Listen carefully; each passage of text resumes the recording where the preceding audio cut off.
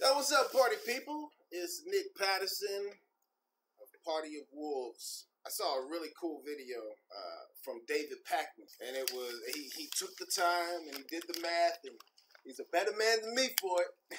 He's a better man than me for it. I'm not doing anything crazy. I got my water. I put the little powder in it, so I'll be drinking that from time to time. Matter of fact, and no, we're not editing that out. We're deciding not to do Facebook, right? So I'm gonna put it on Facebook just so y'all know we kind of trying to create the content. But this is going on YouTube, and we're doing more on YouTube. And we also have our podcast on Anchor, Party of Wolves. Anywhere you look, Party of Wolves, that's us. It's Party of Wolves, baby. Subscribe to the Anchor podcast. There's a lot of cool talks in there. You can skip around, listen to what you want to listen to. Play it while you're driving in your car, I like to play podcasts in my car. I'm sure I am not alone, right? But anyway, David Packman came up with a rebuttal, an evidenced sound rebuttal. And so he wrote it down, he put it on his show. I saw Kyle Kalinske said something about it. But whenever you're talking to your, the people across the aisle, the Republicans, and I love AOC, right? I don't even have a romantic notion to her, like a romantic feelings at all. Like I don't look at her like, oh, she's cute. I look at her as she's cute as like it's a weapon of hers. You know what I'm saying? Not as like I would like to date her. So, but I got a serious crush on AOC. What? She's a bad motherfucker. But yeah, no, I got a huge crush on her, and it's a real admiration of her. It's not like I like her because she's this, that. I like her because she's the dawn of a new era. What? Most progressives, and especially progressives, because liberals I talk to really don't have this. They're not savants in this. And not to say that that's a good or bad thing. I'm just saying when it comes to policy and actual, like getting in there and trying to find out the answers, so you can make an impact, they're just not interested in that, man.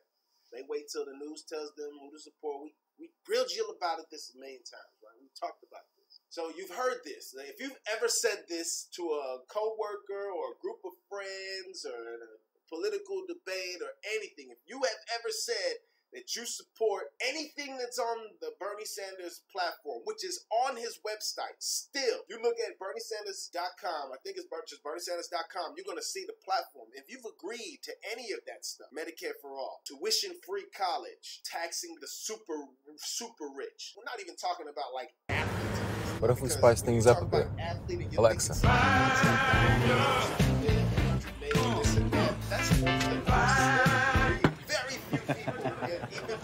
The all-new RAV4 Toyota. Let's go places. But even if they Yahoo News is reporting that Bernie Sanders is set to announce his bid for the 2020 presidential election. Now, this is based on anonymous sources. However, these sources do work closely with Senator Sanders, and it appears that he financially winning lottery ticket right here, right? But I got news for you. If you can comprehend the concepts I'm talking about, if you're old enough to watch this video and go, I understand what he's saying. This isn't above your head when you're a kid. Hear grown-ups talking and it doesn't apply to you. You just block it out. So if you're not that person, you got a brain and you can process the information I'm giving you. It's too late. You're not going to be a billionaire. But if you've agreed to any of those things, and you've heard somebody say, well, yeah, but how are you going to pay for it? We're going to help you with that today. It's Party of Wolves, baby. So yeah, I don't agree with David Packman on a lot, but he came through. He was clutch with this one. So big ups. And so I should have typed them up, but I'm just going to go through them. You know what I'm saying? How do you pay for it?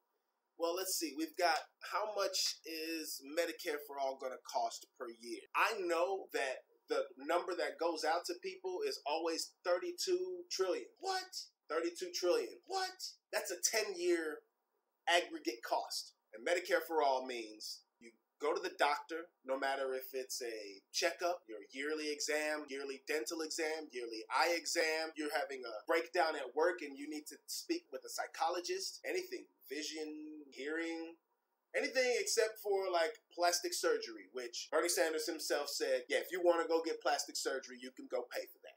You know what I'm saying? If you want to do that, you go pay. As far as you staying alive, Yeah, that's free. That's going to be free. That's going to be free. That's not going to be a monthly payment to have it. It's not going to cost you anything when you go there to the doctor. Your prescription drugs might cost $10. Bernie Sanders is not a democratic socialist, and neither is Alexandria Ocasio-Cortez. Despite her active membership in DSA, they are both social democrats. So I think that's the one thing they ruined, that they messed up. Bernie Sanders and AOC now is making that term democratic socialist so prevalent in the American, lexicon that socialist is a trigger word. It's such a red hot word, and it means so many different things when you apply context, right? Democratic socialism is not state socialism.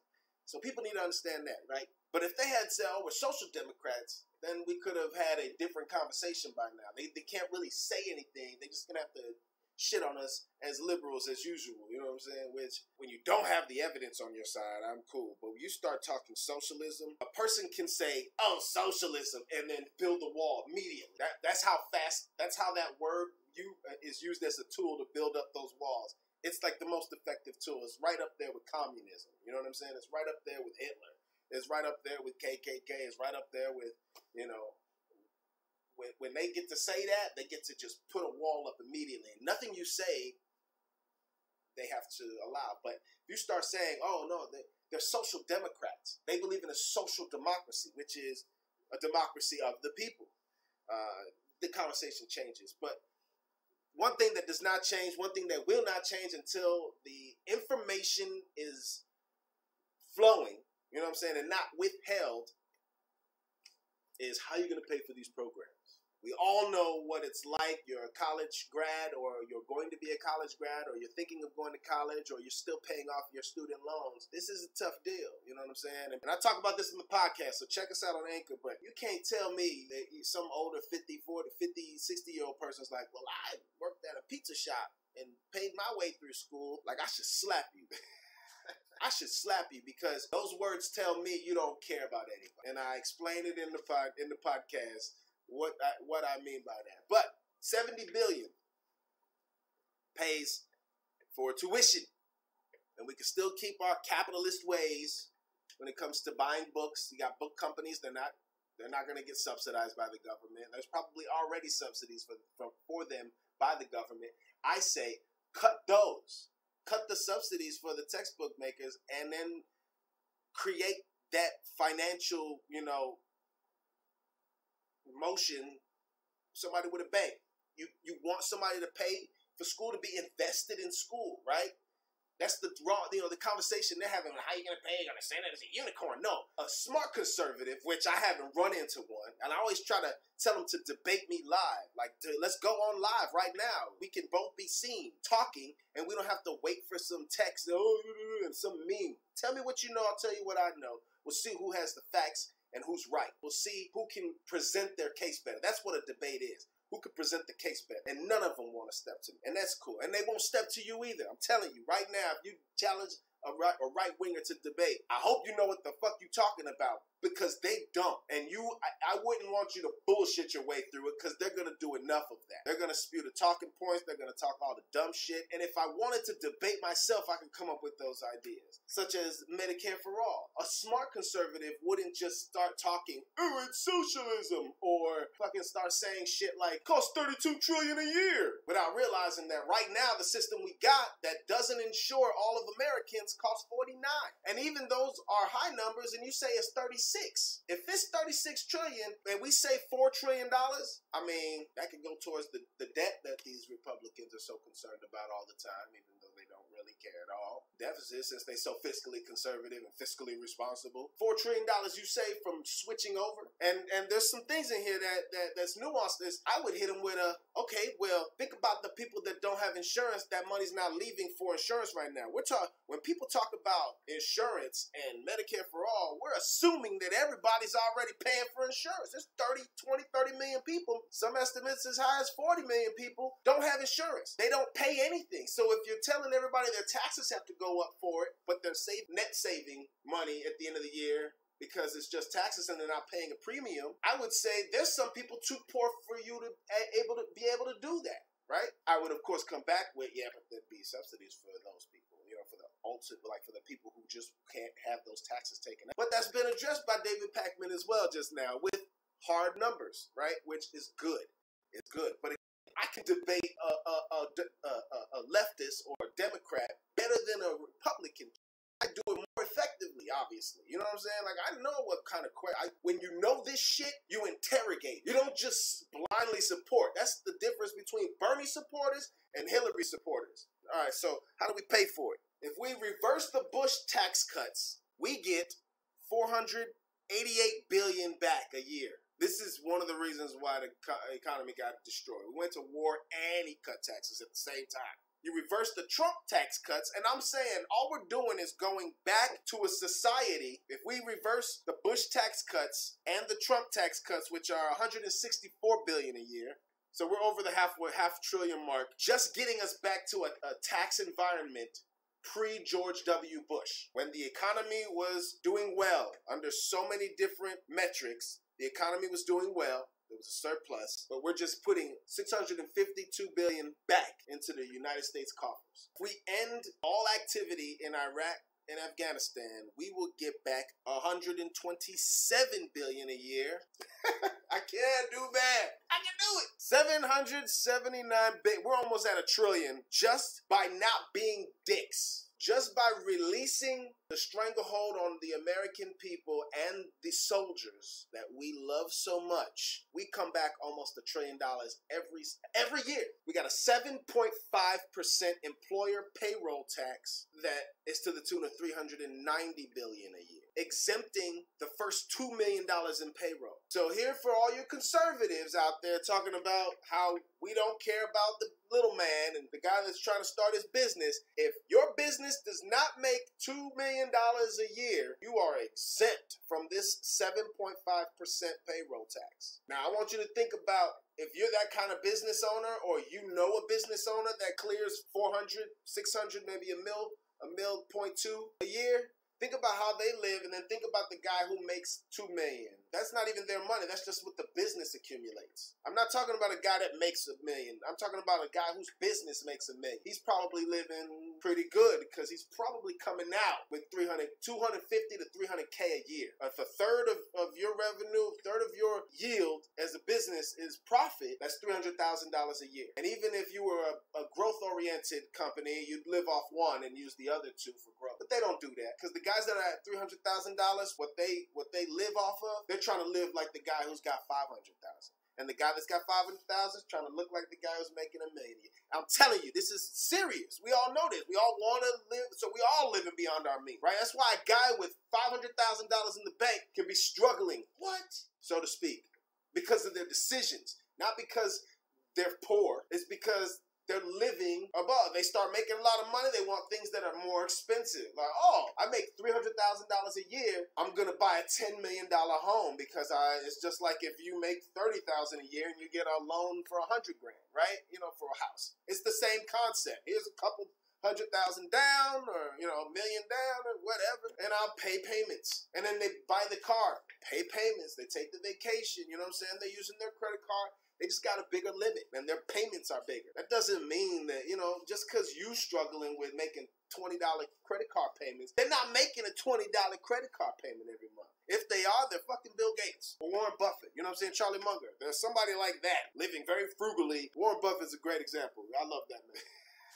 So, 7.5% employer payroll tax. That's so companies don't have to worry about offering health insurance to their employees. You take that off the table, now you just add a 7.5% tax on payroll. Over $2 million. It says American businesses will save $9,000 a year in average between what they're paying for in health insurance and this 7.5% tax. So now we're saving small business owners money, even the guys that are ridiculously successful that are still considered small business. I know there's nuance. You're not going to confuse me there. You know what I'm saying? A 4% taxpayer tax on income above $29,000. That's what I was saying. If you're a Republican and you're going, well, if you were thinking about this honestly and understood what the policy was, these aren't talking points. These are data points. You were going to interrogate this honestly and really try to get to the nitty-gritty of this sort of thing. then you would say, all right, fine. We're not paying insurance, but Bernie Sanders said tax is going to go up. So 4%, it looks like a low number. Aggregate, compile all the American people that work. 4% of each check is not that terrible. But again, you're talking about all these people that aren't insured, that aren't paying insurance. Okay, we got 30 or 20, between 20 and 40 million people not having insurance, and the numbers might even be higher. Fuck it, right? I don't care. If they're not paying insurance, they're not losing that money. In point A, they're not losing that money. The middle America is paying for their health insurance, for their family. Oh, I pay $15,000 a year. What? Well, think about the person who only makes $15,000 a year. They probably don't have insurance. And under Obamacare, there was some subsidies. There was ways for them to have their insurance without paying for it. Because if so many people were paying, you should know what a risk pool is. And if you don't, we should all know what a risk pool is. But I would say, yeah, these people that are poor, the working class, they already don't have a health insurance. So now you're going to tax them in point A, they weren't spending their money. And now you're forcing them to spend it in point B. That's a point that you have to defend as a progressive, as a Democrat. You got to start thinking now. You're in a corner. You're like, damn, especially if you're a person that is in the working class and you're not paying for insurance. You're not paying for insurance because you can't afford it, no matter if it was fucking Obamacare or not, and say your state was like this state or Louisiana or something, or it was like, we don't want that nigger's help. So the marketplace, it was restricted in those areas, or Medicaid expansion was restricted in those areas. So now the poor really shitted on. You really have to think about it, like, how do I defend a position and a policy that does further damage to the working class? I don't want it to, but it does further damage than what's already existed. But it came up with a nice number, 29. If you're making under $29,000 a year, which is $14.50 an hour for 40 hours of work, if you are not making $14.50 right now per hour, you are exempt from this tax. So $15 an hour or $14.51 and up, you're going to get with 4% of your payroll. Your check's going to be 4% light. Now think about the check you make. Say you are getting paid $15 an hour. You're probably making what? $9.20 every 2 weeks. 10% of that is $92. Half of that, $46. 5% is $46. So you're probably looking at between $38, $41 maybe. $41 out of your check. $38 out of your check. Every 2 weeks. So every week, if you get paid every week, cut that in half, maybe. For people making $15 an hour, can you afford $41 to go out so that you and everyone you know can go to the doctor if something's wrong? Is that too high of a price? Considering what you would pay for insurance if you're paying insurance. If you're paying insurance and you pay $150 a month, you're paying half that a month. That's how you save money. And the poor person in town gets to go for free. And the rich person is paying maybe that $920 because that's their 4%. Or someone just better off than you. They're paying the $92 now or the $110. But their insurance was $200 or $300, $400 for their family. 4% taxpayer is not bad on everyone. And it says it saves American families $4.4K if you're paying. So if you're not paying because you're too broke, you're fine. For all you conservatives out there that make $12, $13, $14 an hour, you get health care for free. You get it for free while someone else pays less than what they normally pay. Everyone should be happy with that. This one's interesting. A carbon tax at $73 a ton. And this is the last numbers I've seen is in 2015, U.S. fossil fuel companies emitted 5.4 billion tons of carbon. 2015. I am pretty sure it's gone up, especially with the deregulation and the laissez-faire approach to big business and fossil fuel industries that the Trump administration has, exerted or did not exert or retroactively exerted. 5.4 billion tons, and it's probably higher. I guarantee you, a 2019 study will give you a higher number than 5.4 billion. I promise you that. That's something I'll stake my life on. That did not cut down. $300 billion back from charging $73 for them to fucking destroy this environment we have. They pay extra for that activity. Carbon tax, right? A wealth tax, which is what Elizabeth Warren has proposed. It's not a marginal income tax rate. It's a wealth tax. How much money you got. And we're looking at per year, even if you have the same $50 million sitting in the bank, per year, this is the tax. for having that. If you got $50 million a year, I'm not crying for you. You got $50 million. So 2% wealth tax on $50 million. So 2% is $1 million on 50. If you got $50 million in the bank and you let it sit there for 50 years, then all your money's gone. It's part of your wolves, baby. But it won't because the interest to keep you going. $1 million off 50 and 3% off of $1 billion. 3% is 30 million. If you got $1 billion, if you got $1 billion, you're getting hit for 30 million. That's a huge window between the person that makes 50 million and the person that makes $1 billion is a huge window. The entire net worth of that $50 million person is almost wiped away with the tax of the billionaire. Income inequality and the income disparities jump exponentially when you get to those really high numbers. Even between the top 10% and the top 1% is a world of difference. And both of those motherfuckers will buy your life 80 times over. Both of them. Somebody in the top 10% and somebody in the top 1%. And then somebody in the top 1/10 of 1%. Even that person to the person that's in the 1% is a world of difference. But yeah, that's not too bad. If you have $1 billion in the bank and they hit you for 30, you still got $970 million. I think you'll be okay. That's just my thing. And if you ain't got that, and you, like I said, you can understand what I'm saying, you ain't never getting that without some stroke of luck, right? Especially if you're being fed this dream that you will reach it. You definitely not getting it because you're not imaginative enough, creative enough to make it happen. If you're drinking that Kool-Aid, because that Kool-Aid tastes nasty. You can sip that Fox News Kool-Aid and be like, yeah, this is terrible. Everyone in the world has done it. Canada said Fox can't even come to our country. The whole world is like, who watches this drip? And meanwhile, y'all are going, I'm watching, and I believe it. That's you. You ain't getting nowhere near $1 billion. Play the lottery if you want 10 million, because you ain't getting there either with hard work, because you need ingenuity still, and you ain't got that. You ain't innovative. I'm sorry to break it to you. The basic ignorance that you display over the simple policies and how you view this country, like the mechanic makeup of this country, the way you view it, you lack in so much imagination, you're never gonna get there. If you want $10 million,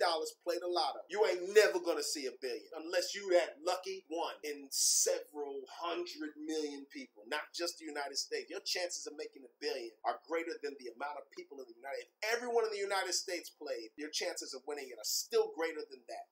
And then with the wealth tax, if we charge 2% for people at 50 million and above, and 3% for people at $1 billion and above, we get 275 billion a year. All right, so top marginal rates for people that are making $250,000 a year to $500,000 a year is a 40% a marginal tax rate, which I kind of have an issue with because rather it be 70. And this is probably why AOC, in her infinite stupidity, thought about 70, because these numbers, even though they're not as aggressive, once you get into the effective rate and they break it down to here, might be the number we're looking at. And we could still work with 40% top marginal rate for people making $250,000 to $500,000 a year, 45% for people making $500,000 to $2 million a year, 50% for people making $2 million to $10 million a year, and then 52% for people making $10 million and more. So $10 million is this mark. The problem with making that the marginal tax rate is after all the tax loopholes, again, we're not evil. I'm sure there are going to be things, there are incentives. At some point, there's a little bit of truth in everything, and people that have a lot of money, yeah, they could be job creators. They're not, because they don't give a shit. But if you force them to become job creators through taxation, then they can hold their head high. Like, I pay my taxes, it makes jobs, we got clean air,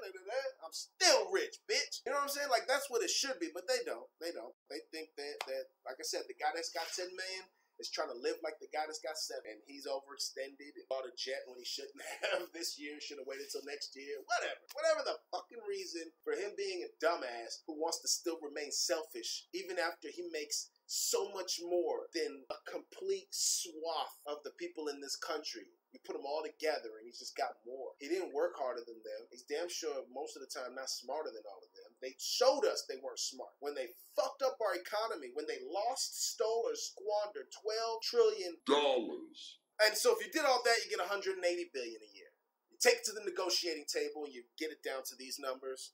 That's livable. $180 billion coming back to the American people, back to the ledger. All right, well, we got this money we can use. We're no longer just not have this money anymore. You know what I'm saying? Like, it's here. Now we can start to be responsible with it, if we're going to talk about that fiscal responsibility shit that Republicans like to spout. It's part of your wolves, baby. If you raise the Social Security payroll cap to $250,000 from what is now in 2019 $133,000, you get $120 billion a year. I need to do a little more research. This is probably a very simple concept. I just don't explore it enough. Now, for the Wall Street speculation, if you give a 0.5%, not even a full percent, a 0.5% on all trades, every day, all the trades that happen all day long in Wall Street, people buying, selling, moving, transfer, in, out, 0.5%. It's half a penny out of every dollar. Half a penny. So you have to move $2 just to get a cent out of these trades. Then you do 1% for bonds, and then of course you do a 0.0,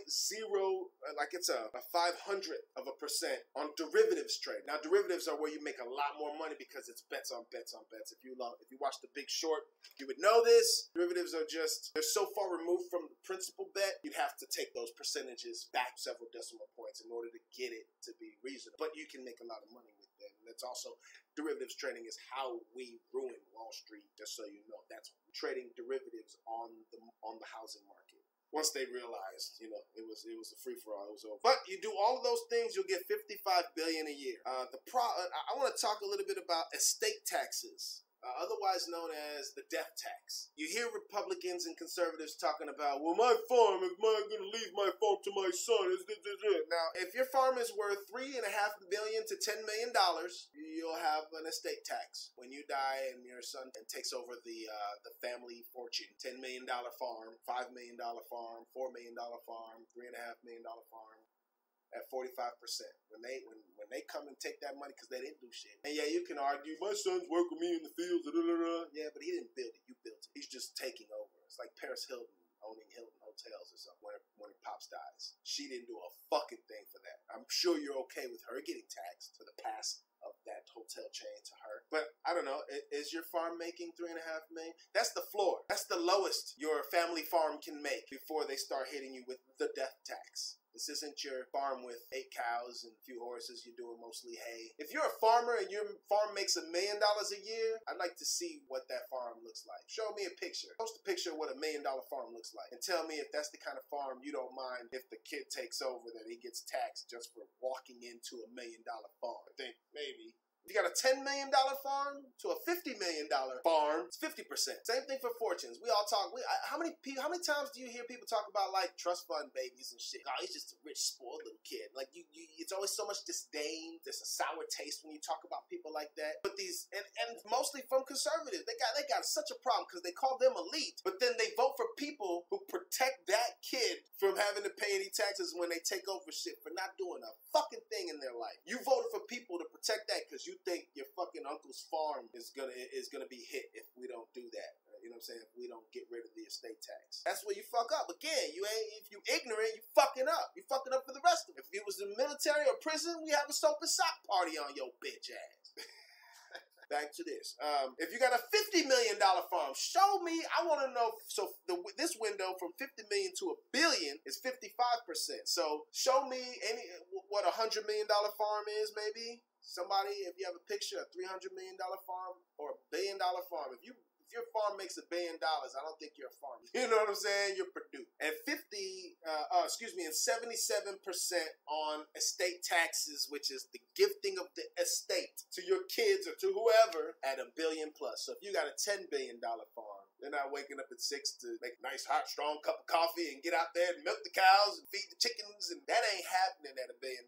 So those are the people that will be getting the estate tax, the death tax. Not you or your cousin Ned's farm who wants to give it to his kids and they have good business going. They come up on a little bit. But we hear too many stories about farmers in poverty because they get most of their money. You know, they get like half their salary at one time, you know. So they got to do a lot of planning and budgeting and they're not living high on the hog. No pun intended, maybe pun intended. So if you did that, you get $31.5 billion a year into the public coffers. If you end fossil fuel subsidies, you'll get $20.5 billion a year. I don't know anybody that's okay with Exxon not paying taxes at all. And they get those taxes through subsidies. Those are the tax loopholes. That's what they don't have to pay. These oil companies and coal companies are saving themselves from paying out $20.5 billion a year. And they're killing us with what they're doing to the environment. They're killing us with how much they charge us to keep our lights on. They're killing us with how much they charge us to keep our cars going. They're killing us. And they still ain't paid in. So if you're in support of that,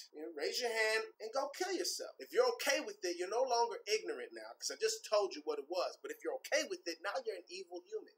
You're subhuman. And I don't want you fucking up the gene pool. That's the one thing you can do. That's the most patriotic thing you can do if you believe that it's okay for the fossil fuel industries to not pay any taxes. Please kill yourself. I just think that's fair. All right, so that's a lot of numbers, right? There's a lot of numbers that we have here. And I don't know what you want to do, aside from things that help the social makeup of this country, like legalizing cannabis. But I digress. The things that we want to do.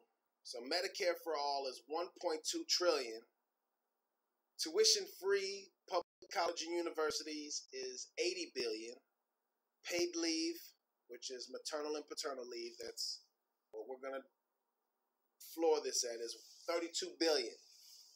And Social Security expansion would be another $120 billion at $1.432 trillion every year. If we took out the Trump tax cuts, which is $164 billion, the Bush tax cuts, which is $488 billion, put the 7.5% employer payroll tax and the 4% income tax, which you have to do if you're going to do Medicare for all, because those things are in lieu of paying for insurance. The 7.5 employer payroll or payroll tax and the 4% income tax are both, instead of paying for insurance, this is what's happening. So we'll get, this looks like $740 billion, and then the carbon tax is $300 billion. The things that we wanted to do have not hurt anybody, and we come out to 1.692, almost 1.7 trillion. 1.7 trillion gives us a little bit of money to play with at the end as well. Hey, you can put that into the military. I'd like to see a light rail or federal jobs package, but who am I, right? I'm just some guy. If we did everything on that list, we would have 2.379 or $2.4 trillion. That's a 900 from what we need to spend to what we do to ensure that we get the money back into the coffers of the United States government, the U.S. Treasury, so that the budget can reflect what we have. $950 billion. If you spend the next 20 years down this path, you will pay down the debt. Be done. What? Not to say we need to. I've heard, economists say that debt is good. I'm sure there's a healthy amount of debt. We are not in the healthy amount of debt area. And of course, according to MMT, those things may not really apply, debt and deficit. It may not really worry about it. But for those who are concerned, those who have such bleeding hearts for our billionaires in this country because their head is so hard, we get $2.4 trillion to work with, $950. Even if you took half of that and it took my lifetime to pay the debt down. What's the problem? You took half of that. $950 out of half of that is $475. $475 billion after all is said and done to now we can take that money and do something with it for the United States government. Even if we took half of that and just made that the military budget, $475 billion. We were at $475 billion during Desert Storm. Not the second Iraq War, the first one, and we demolished them. All it was the strategy. H.W. Bush ran a much cleaner war campaign than W. Bush. Bottom line, didn't need more money, and especially when you think about the technology, you're probably saving money. So all that extra money is for just the military-industrial complex, for people who build bombs and tanks, for them to get richer. I don't think people need to get any more rich off of debt. So even if you took that 400 and kept $75 billion out, like I said, what's something $75 billion just in excess after you paid for tuition-free public college, $75 billion, which was 80. You're $5 billion short of what you spending. Like you got this money. It's liquid. We have this money, and if we wanted to take $75 billion of it, we could have just put $5 extra billion and pay for everyone to go to all the kids to go to college. But we already did that. That $80 billion is paid for. This is another $75 billion. I'm just asking you to think in the same scale that says, if this is $80 billion, what could we do with this $75 billion? We could send every kid to school tuition free for $80 billion. What could we do with that extra $75? And that's if we took half of that, you know, or took that 400 billion and gave it to the military, and we took the other 475 billion and started paying down the debt. Let's talk in those terms. We got $75 billion a year, just a year. Welfare doesn't cost anywhere near that. You pay for the social programs you need. I'm tired of this conversation, man. You know what I'm saying? I'm tired of this conversation.